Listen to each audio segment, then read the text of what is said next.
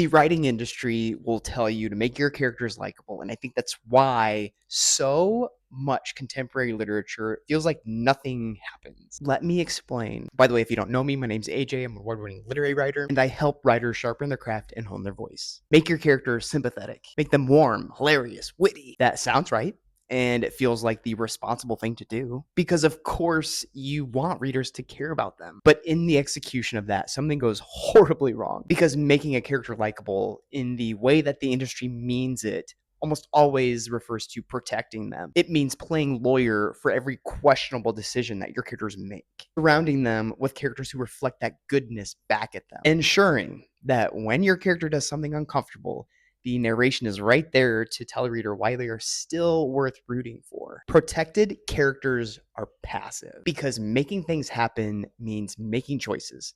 And making choices means that there are going to be consequences. And consequences mean that the character has to be made accountable for things that cannot be explained away, for something that changes the whole world of a story that cannot be undone. Protection removes all of those consequences, so your character isn't driving the story. Things are just happening to them. They might respond beautifully and they might feel very deeply, but at the end of the day, they are just a passenger in the story. So here's what I think the industry got wrong. I think likability got confused with safety. And somewhere along the way, that safety became the measure of if a character is working or not whether they were consequential, not whether their choices were actually driving the story, just whether the reader liked them. But liking a character and being invested in a character are not the same. What a reader cannot get invested in is a character who isn't driving anything, who is just waiting for the story to push them somewhere, who has been so carefully protected that nothing they do has any real weight to it. Character who makes choices that cost something, that reshape the world of the story or reshape